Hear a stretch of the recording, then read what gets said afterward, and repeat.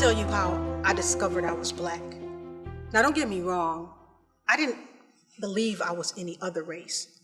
And I didn't look down at my brown skin one day and have a sudden realization that I was black.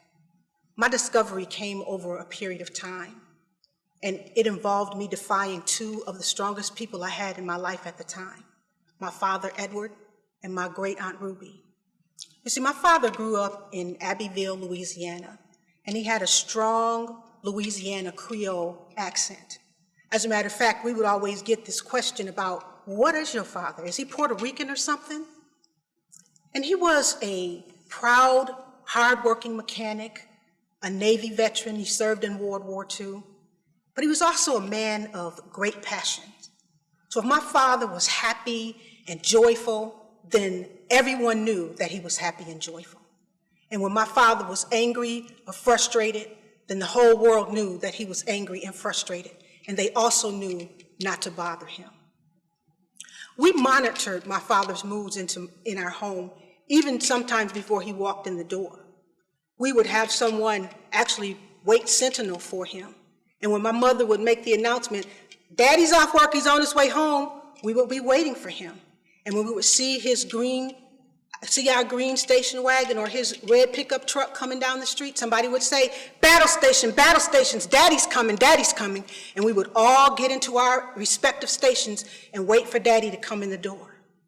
And if he came in with smiles and M&Ms, we knew we would have an easy evening. But if he came in and he was quiet and sullen, we knew to leave him alone. And we knew that we were going to have a quiet night that night. My Aunt Ruby was the tallest woman I knew. And now as an adult, I realized that she probably wasn't that tall at all, but she was bigger than life to me.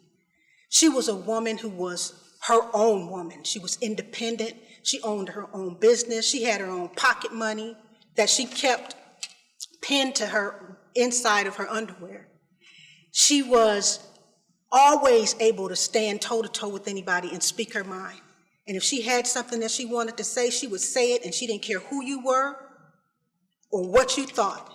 And that even included my daddy. Now, these two, they were not exactly kindred spirits. But while this whole world was grappling with whether we were Negro or colored or black, while this Black Power movement was going on, those two were fighting to remain colored. You see, I grew up in the late 1960s and 70s, and I spent the first 8 years of my life living in a project with my father and my mother and my 7 brothers and sisters. And we were a typical family at that time, and we had our typical family rituals, one of which was my father and mama, who loved to fish, would pile all of us kids in that station wagon and drive up to Sanford Lake, and we would fish.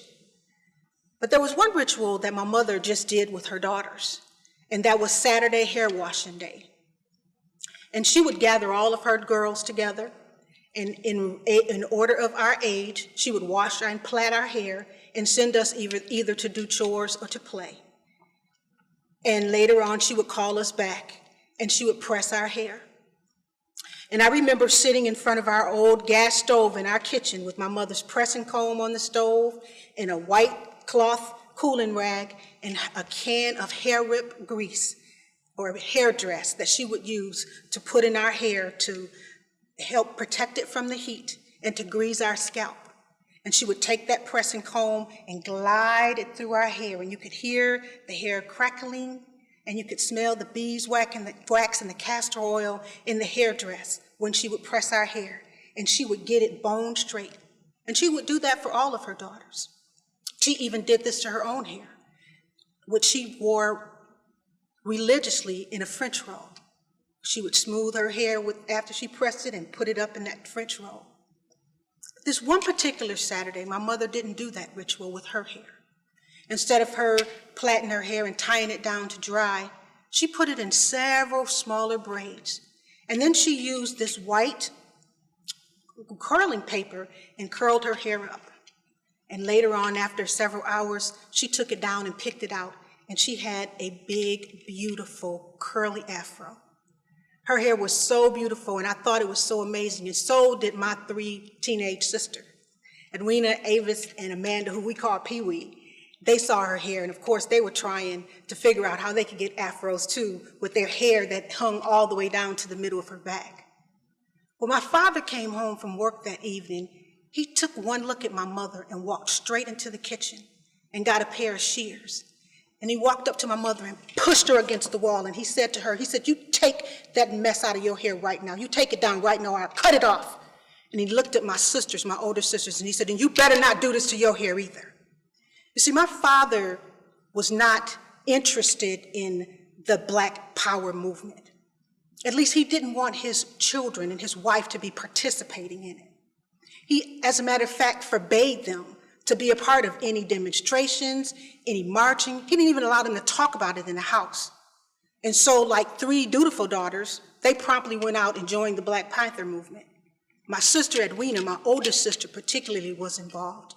And I remember being at the playground with her and the rest of these young organizers who were in the Young African League. And they were upset because in order for you to take a Black history class at their junior high school, you had to get a permission slip from your parents signed. And they were angry about that. They were also angry at the fact that, according to them, they weren't even teaching the right Black history.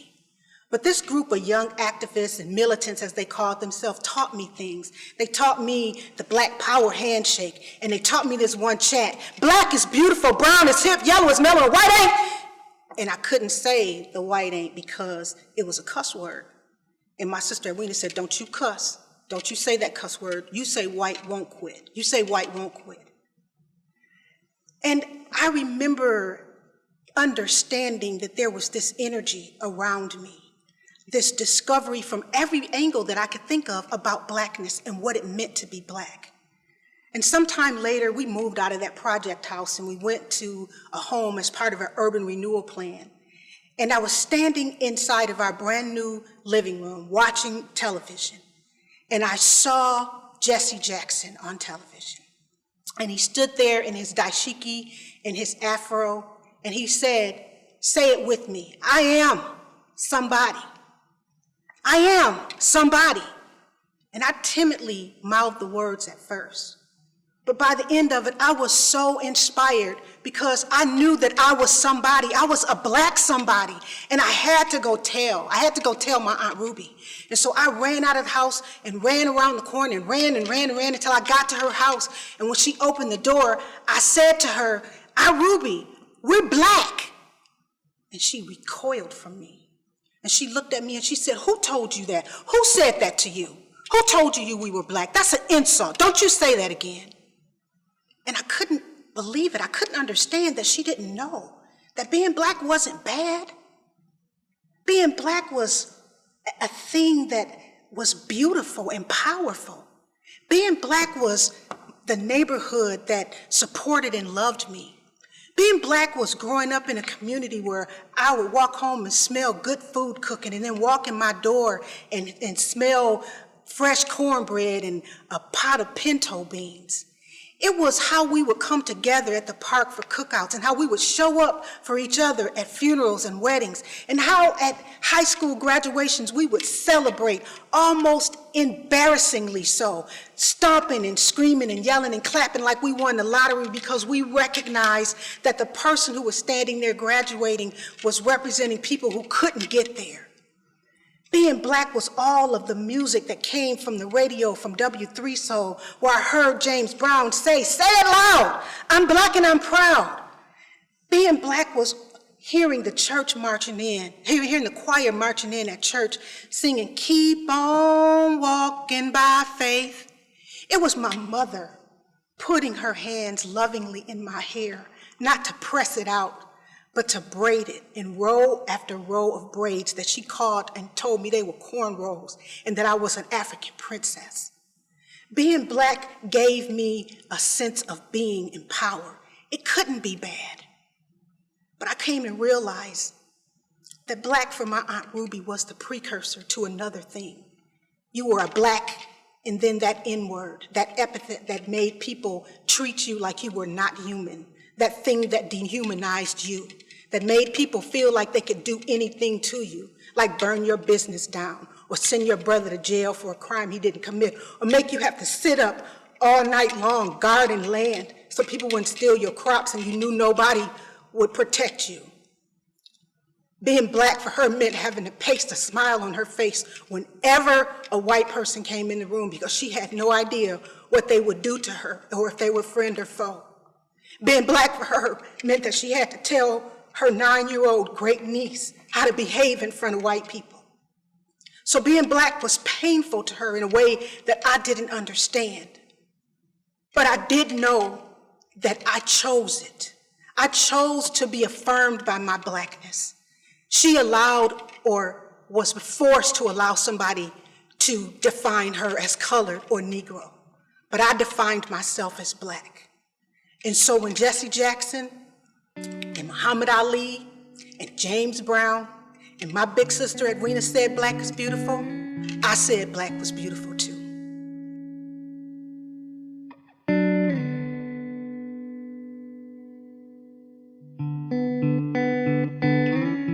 Hello everyone, my name is Benjamin Hall, and along with being a local postal carrier and musician, I am also the great-great-great-grandson of 3 of Ingham County's earliest black settlers.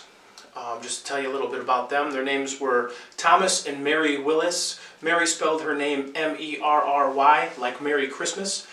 And Mary was from Louisville, Kentucky. She was a biracial slave. She was the child of slave master rape, and as was her mother, and as was her first daughter, Mahala. This is a love story, by the way, and the love of her life was named Thomas Willis. He was, according to his freedom papers, a dark-skinned Negro, over 6 foot tall, and he was from Lexington, Kentucky. And something that was interesting about Thomas is that Thomas was owned by a shipping company. He was not owned by a private citizen or a plantation. So, and something else very interesting about Thomas is that Thomas, the area of Kentucky that he was from, it was not uncommon for slaves to have side jobs and save up money and buy their own freedom, which Thomas did. But something else that's very particularly amazing about this is that he did it at 28 years old. Now, as you may know about slaves, that 28 years old, a person would still have a lot of good working years. So it was amazing that at 28 years old he was able to buy his own freedom. What came next was 1850. 1850 was a huge, monumentous year for 2 reasons. The first being it was the year that the Fugitive Slave Act was passed. The Fugitive Slave Act was a proclamation that any slave that had escaped and was retrieved had to be returned to their owner. So this made it particularly dangerous for Mary when she decided that same year that she could no longer be a slave, and she would not be a slave, and she would not allow her child to be a slave. So in 1850, Mary took off to Canada, following a similar route that the slave Alice in Uncle Tom's Cabin followed. And she was given by her friends and family some provisions and some money, and it was enough to get her safe to Canada. She stayed there, according to her, for a few years before Thomas was able to join them. When Thomas showed up in Canada, they needed a fresh start. So one of the first things that they did was change their names. Thomas was originally named, his slave name was Frank Demas, and Mary was Mary Patterson. She was owned by the Patterson family, as was her mother. At that time, they both changed their names to Thomas and Mary Willis. Now, it took Thomas a couple years to get to Canada, but eventually he got there, and then this happened. And then slowly, over about a 5-year period, they worked their way from Canada through Detroit. They had a brief stop in Raisin, Michigan, and eventually settled in Ingham County, in Vevey Township, in the city of Mason.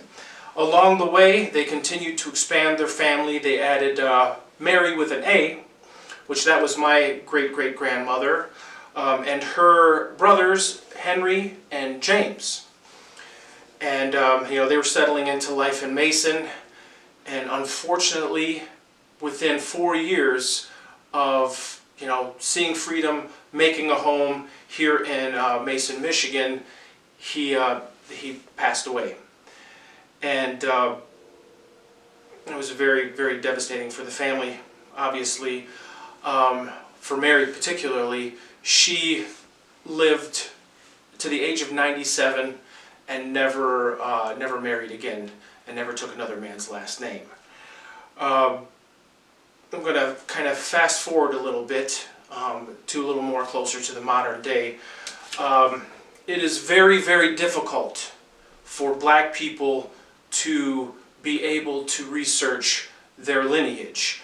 Up until emancipation, it was pretty much impossible. Black people did not appear in the same reference items that white people do, and even other races that you would use to research your family. They did not appear in death and birth certificates. Obviously, they weren't getting a lot of press. So the only place that they were seen a little bit was in census data, and the census viewed slaves much like cattle, like property. Each business or plantation or farm would say whether or not they had male or female slaves, how many, and their ages, and that was it. So with that, working on that, it makes it almost impossible for black people to research their lineage.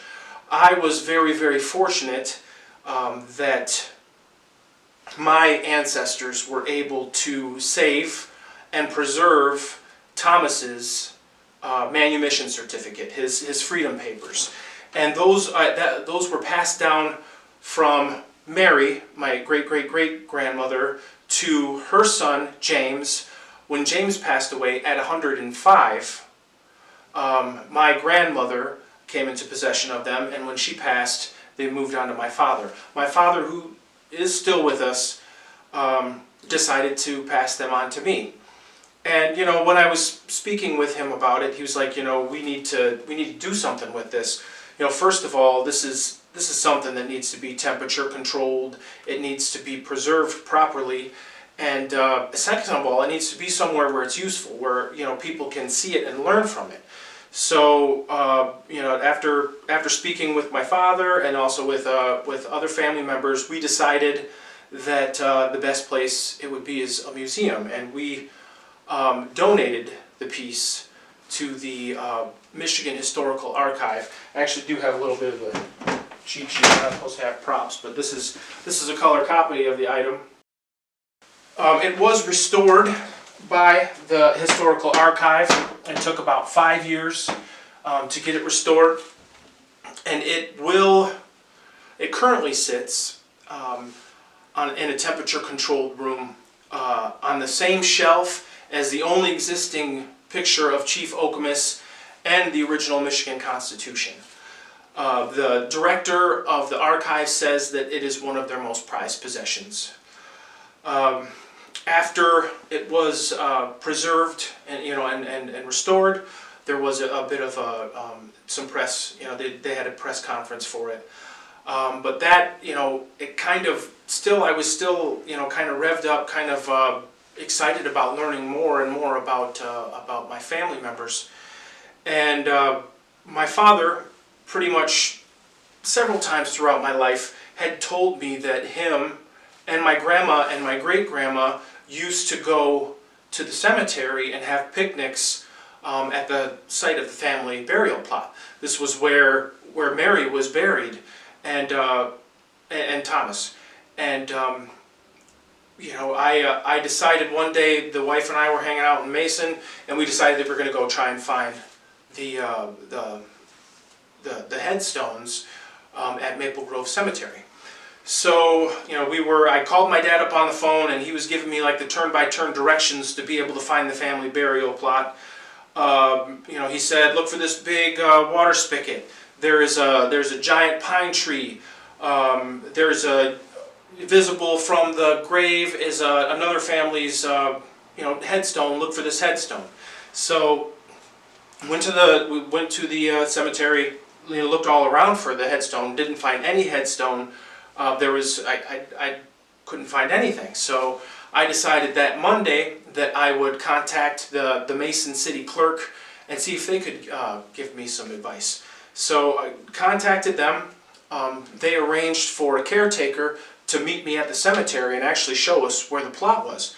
So we went to the cemetery. The caretaker showed up and he had this book. It was giant and it was old. It was practically as old as the cemetery, if not, I don't know, older. And sure enough, when he opened it up, he found the section where the Willis family burial plot was. And it was exactly where my dad says it was, but there was no visible headstone. So the caretaker took like a rebar, a metal pole, and kind of started poking around the ground to see if he could find the footings in case someone had stolen the headstone, but we couldn't find anything. And there was something else that was remarkable, is that we were in that book, it lists the names of everybody that is buried in that plot. And buried in that plot were Mary, great-great-great-grandmother, Mary, great-great-grandmother, Alta, great-grandmother, and James. James was the one that was the original caretaker of the manumission certificate. But there was no Thomas. So we had to figure out, Thomas was buried in the cemetery. We need to find out where he was buried. So the caretaker starts looking, through other parts. And if you remember, Thomas died just a few years after arriving in Mason. So probably it was 1869, 1870 when he passed away. And we were, looking through the items and got down to the Potter's Field, which I had never heard this term before. The Potter's Field is the area of the cemetery, it's basically the paupers' graves, which would make sense because they just arrived in Mason. They spent all the money that they had on buying this, this acreage. It was just 1 acre, it was 1 square acre, in the middle of Mason, that they would not have the money to bury Thomas. So he was in the Potter's Field. We saw him in Section A. There were actually 2 Potter's Fields in the cemetery. The one that was near the front where Thomas was buried was from an earlier time, and then later they had added one towards the back. And there were 2 gigantic plots in the Potter's Field. One was completely full. They hold up to 10 bodies. Then the one that Thomas was buried in just had him. And that's, it's really disappointing to me that, it seems to me like someone didn't want to be buried next to a black person, so he has this entire plot all to himself.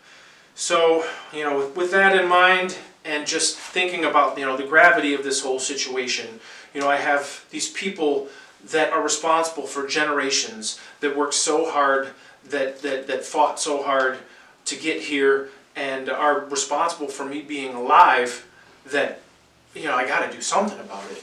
So the following Monday, I decided that I was going to start a GoFundMe campaign, and I reached out to Mount Hope Monument to get the headstones. The lady that was there has assisted, along with Jesse Lasorda, in helping many escaped or runaway slaves that settled in the area get headstones and get recognized. So those 2 were very, very essential to me being able to do this. So after contacting the headstone folks and the people at the clerk's office, I determined it was going to cost about $5,000 for both the headstones to get them placed and to get engraved. So I set the GoFundMe up for 2 weeks, $5,000 goal. I put it out there. The Lansing State Journal was nice enough to run an article on it, and I was obsessed. As soon as the campaign started, every time I would get a notification that a donation came in, I would immediately look and check out the tally and see who the person was. And more than half of these people, I had no idea who they were. They just heard the story and were compelled to give these people the headstones that they deserved. So, it was under a week, and we had our goal met. And I remember when we went over $5,000. You know, I checked it that morning when I took off, and when I'm like, as I said, I'm a mail carrier, and I try my hardest to leave my phone alone throughout the day. But I heard the dings going off while I was working, and I really wanted to check, but I did not. I resisted, and when I pulled into the office at the end of the day, you know, I parked my vehicle, looked at the phone, and saw that we had made the goal. And I can't remember another time in my life being that completely emotionally overwhelmed. Just the fact that, you know, I had managed to make it happen, that people were so generous, people that didn't even know me, didn't even know them, and that, you know, we were able to do it. And you know, it truly touched me. I feel like it's one of the most important things that I've ever done in my life, and that it was some sort of purpose for me to do this. And you know, being with the theme of the evening, the importance of breath, of inhaling and exhaling, and I would not be able to do either of those things if it wasn't for Thomas and Mary Willis having the intestinal fortitude to make the trip that they made, to have the journey that they had, and to, you know, assist in bringing me into this world. I'm sorry. So I'm going to ask for all of you to take just a moment and inhale with me, and I'm going to exhale gratitude. I'm going to exhale fear. I'm going to exhale history, truth, and most of all, I'm going to exhale love. Thank you.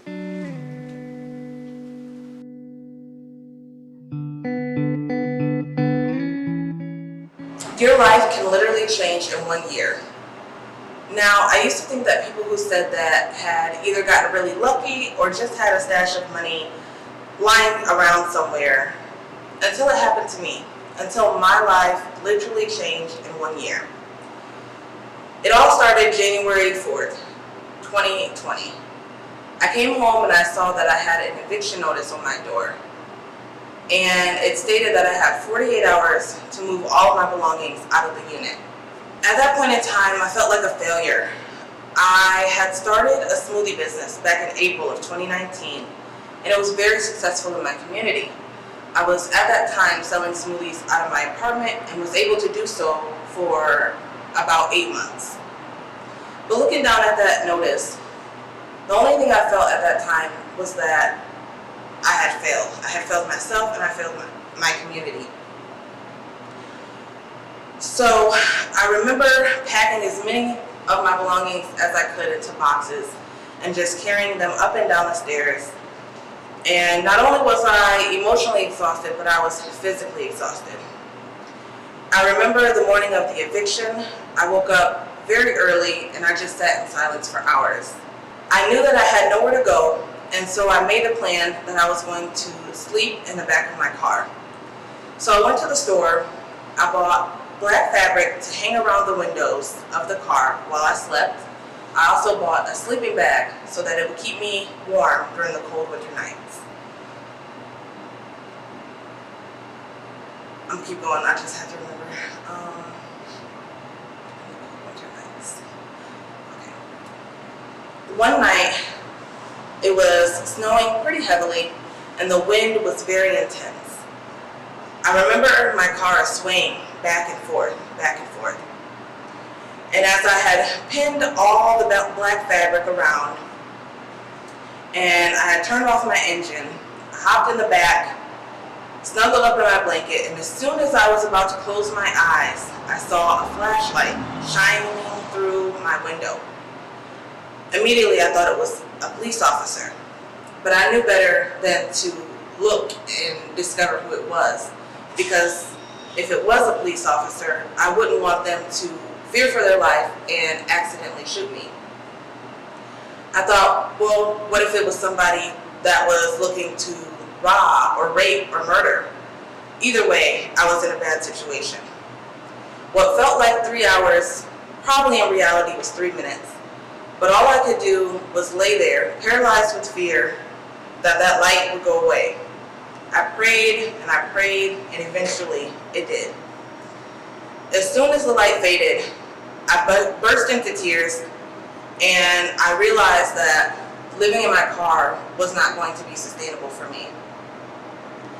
So then I decided to make a post on Facebook. I reached out to the community who had been supporting me for so long, and I let them know about my situation and everything that I was going through. And I had thought that people would provide me with resources such as a women's shelter or the number to a landlord that would be helpful for my situation. To my surprise, I received so much more than that. And I knew that the community had supported me, but I had no idea how much love that they had for me. One person had suggested that I leave my Cash App in the comments. And as soon as I did that, my Cash App went off from the whole night until the next morning. I woke up to discover that I had received almost $2,000 in donations. From there, I was able to move from out of my car and into Airbnbs and hotels. Over that course of time, I stayed in 9 different hotels in Lansing and 14 different Airbnbs. It was intense. And as you can imagine, the donation money dwindled very quickly. So I decided that I would go rent the Airbnbs and use their kitchens to make smoothies and sell them in the back of my trunk. During that time, it was the height of COVID, and restaurants were turning to delivery services to stay afloat, and I decided to do the same thing. So every morning, I would wake up at 6 a.m., go to the store, buy a lot of fruit, and I would make smoothies in I would make about 50 to 100 smoothies, pack my cooler, fill it with ice, and drive around to Lansing, Holt, East Lansing, until I was done for the day. Sometimes I would finish at 8, 9, 10 o'clock at night.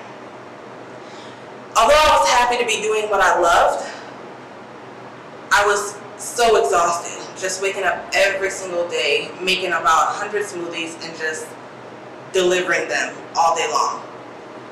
So one day, one of the hosts for the Airbnbs that I stayed at noticed that I was renting from her often. She sat me down in the unit that we were in, and she had asked me if I was homeless. I confessed to her and I said that I was.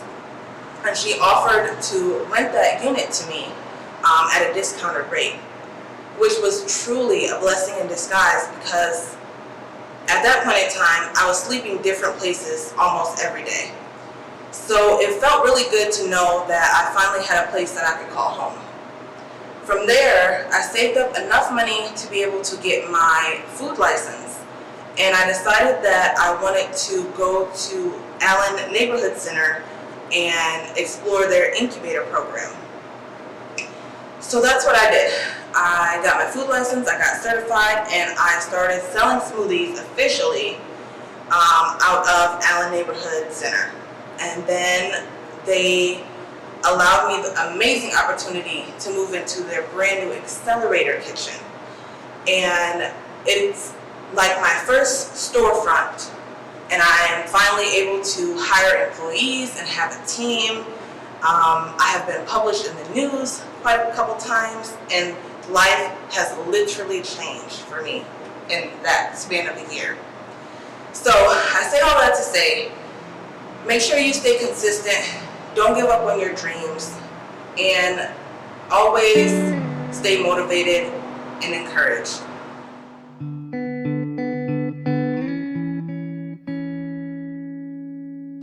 I'm appreciative for the opportunity to share this story, and I'm thankful to anybody who chooses to listen. The story that I'm going to be sharing with you now is my most recent favorite memory which actually occurred on yesterday inside where we are now, the former Lansing City Market. I coordinated a business pop-up with the assistance of 3 partners, as well as 10 different entrepreneurs that consisted of 7 women and 7 men, none of which were white, and that's all right. I just want to take a moment and let that sit in. The pop-up that I organized is called Block Market. Block Market empowers entrepreneurs of ethnicity in what I have deemed as the cultural capital that is Lansing's downtown business district. This pop-up was one of 5 pop-ups that I've organized in the past, but this pop-up was different, mainly because of its magnitude.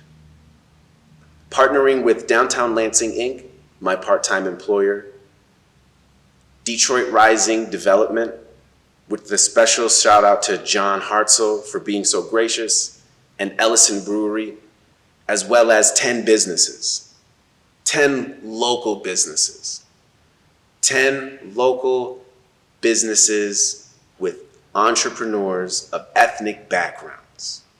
In attendance, we had Nature's 92 right there, Skin Studio 211 right there, Molina Brand Art right there, who sold out of product. We had Be Black, Be Educated. Tosh Soaps was right here. Around the corner, Smoothie Queen set up her booth and sold out of smoothies. Mr. Leslie's Cheesecake sold out of every cheesecake that he brought. And Tontai Lansing sold out of every meal that they brought. And behind you, Stay Rooted also sold out of everything that they brought.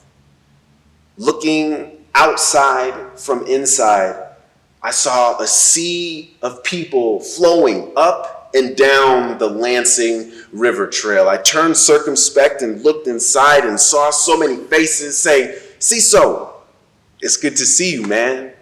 And of course, I returned the same sentiment. I haven't been in a room with that many people in so long. On top of that, I had never seen a dream that I had in my mind accomplished on such a large scale. This memory that I now have from yesterday actually stems from another favorite memory I had just feet away in the Delta Dental Plaza.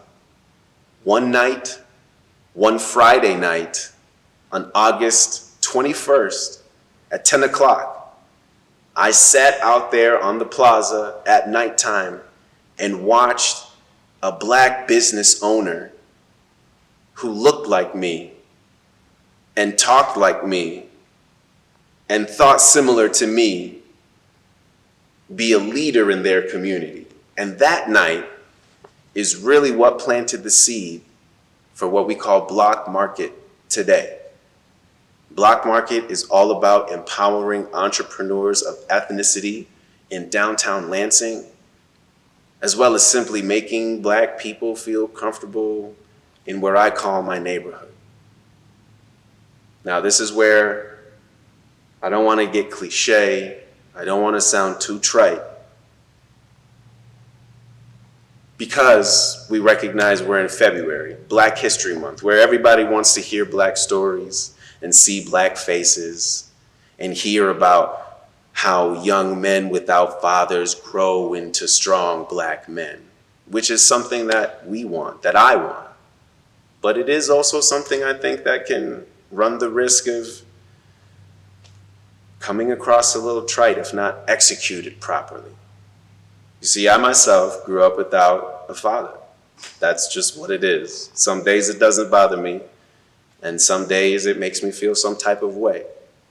That memory that I told you when I saw that business owner being a leader in their community outside, it stuck with me because I want that to be me. That's the image that I always wanted to see. But this pop-up that happened yesterday made me realize that I am becoming that person. I am growing into that thing that I wish that I had. And the motivation to be that for other people in my community is what motivates me to keep growing this Block Market Initiative.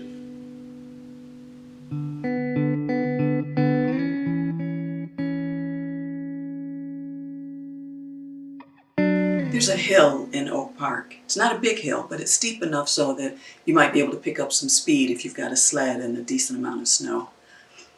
After my father died in October from Alzheimer's disease, I started running the hill to fend off depression. Then, in November, my friends and I decided we were going to run a 5K that one of them had organized, a virtual 5K. And I thought running the hill was good training.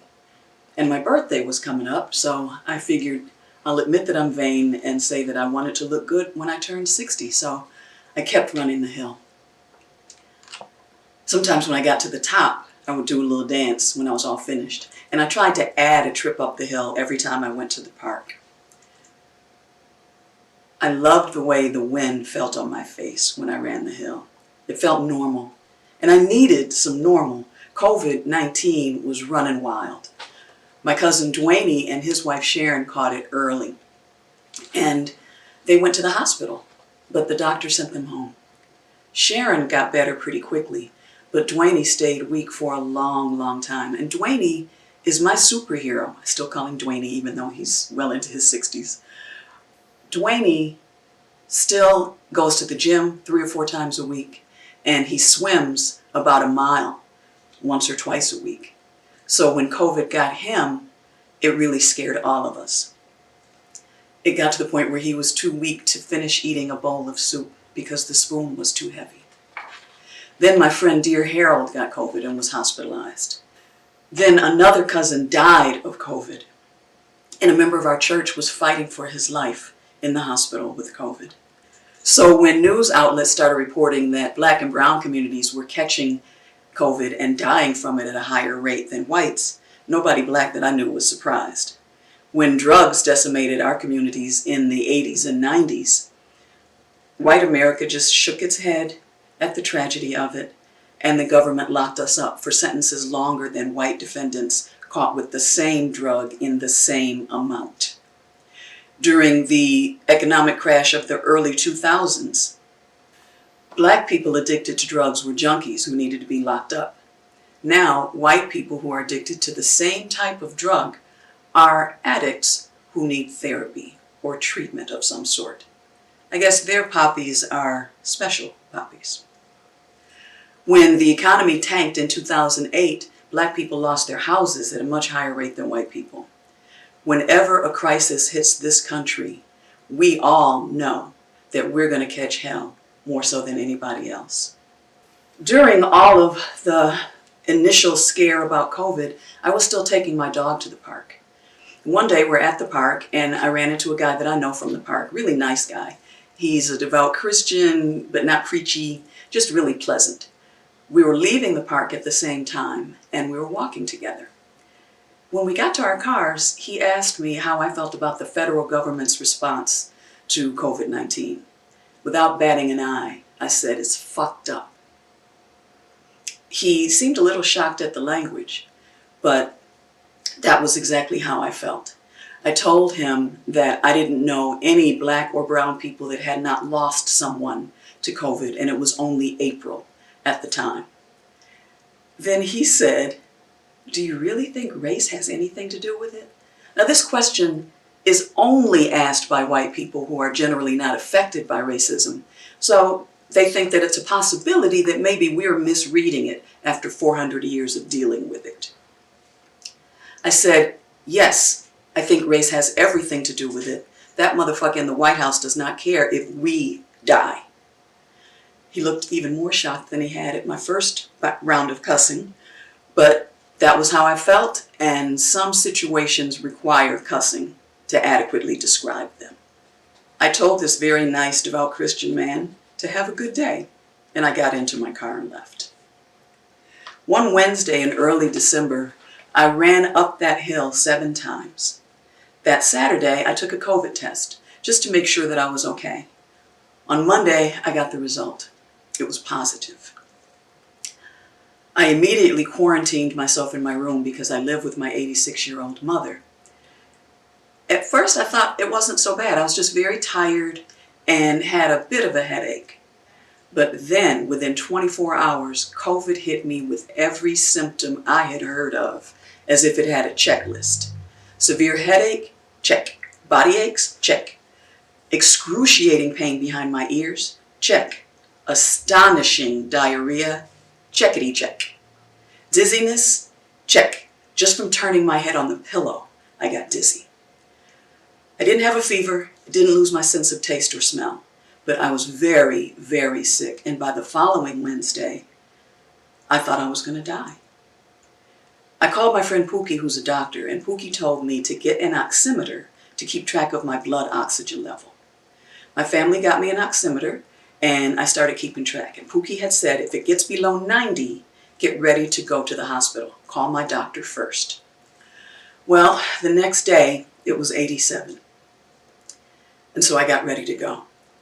In order to get dressed, I had to rest between every single garment that I put on. It took me about 45 minutes just to get dressed.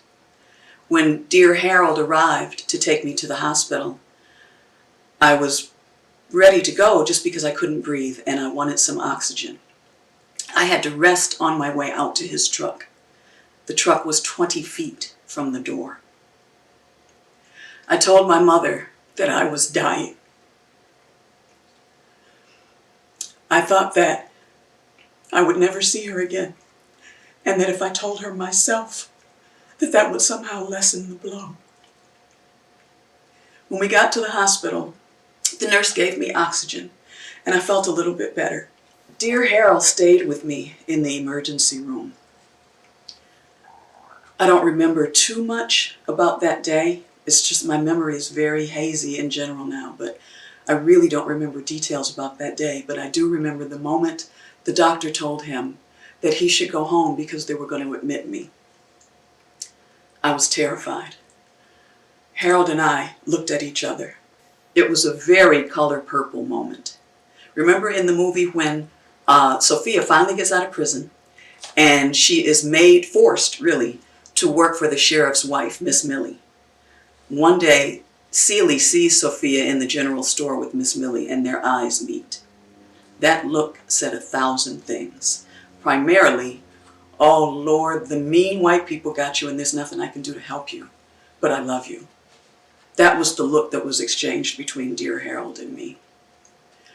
He was about to leave me alone with white people that we didn't know at a time when black people were dying in hospitals and at home at an extraordinary rate. Dear Harold and I grew up in Lansing, where people are nice. When they follow you around the store here, they smile at you.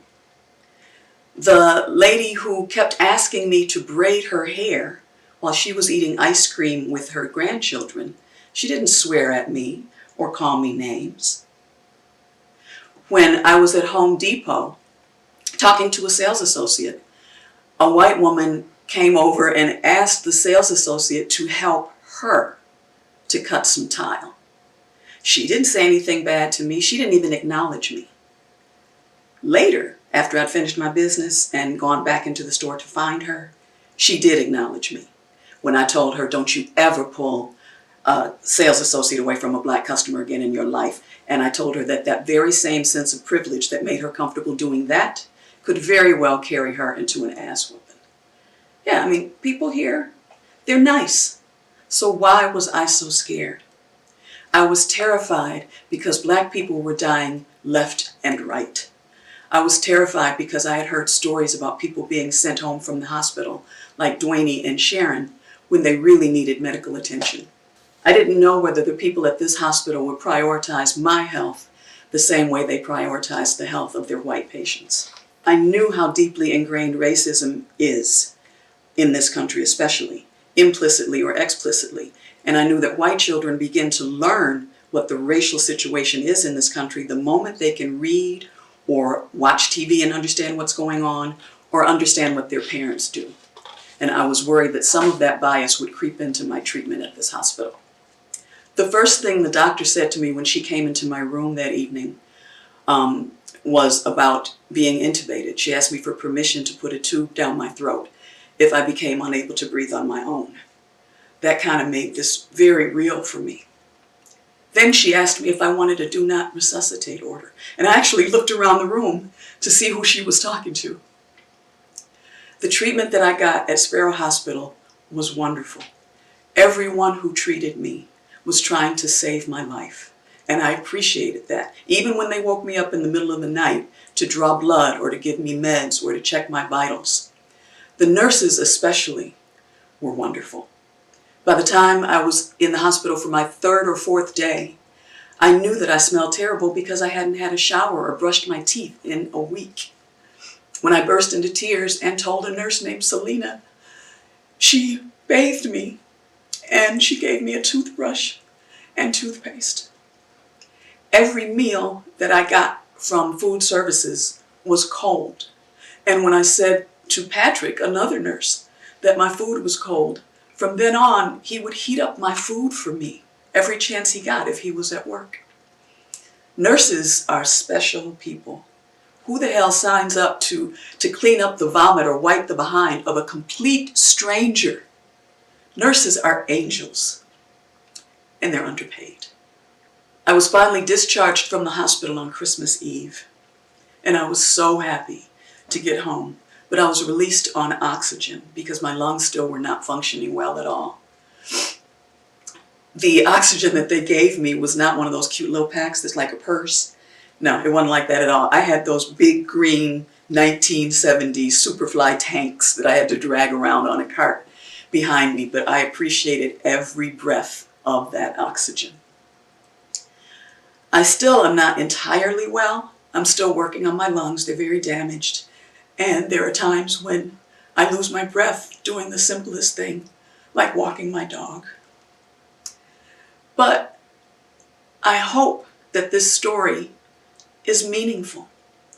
When you see people on TV talking about Black people that are dying at a higher rate than white people, I want you to think about my story. The people that they're talking about are not just statistics. We have families, we have pets, we are loved by plenty of people. So I hope that that's meaningful to you. The fact that you're listening to this story is very important in and of itself. So I hope that the next time you see some story about us dying on the news, you think about me and Dwayne and the rest of my loved ones. Dwayne got better. He's still not able to work out like he used to, and he says that he feels old. But he's getting better and he's getting stronger. My mom never got COVID. But when you hear stories about the vaccine not being available to a lot of people of color, and when you hear about people hijacking the vaccine, white people, people with money, hijacking the vaccine that's intended for neighborhoods with people of color, think about me and my mom and the rest of my family. Think about how much I was afraid. Think about how I had to tell my mother that I was dying. And think about how much I want to be able to run that hill again. Thank you.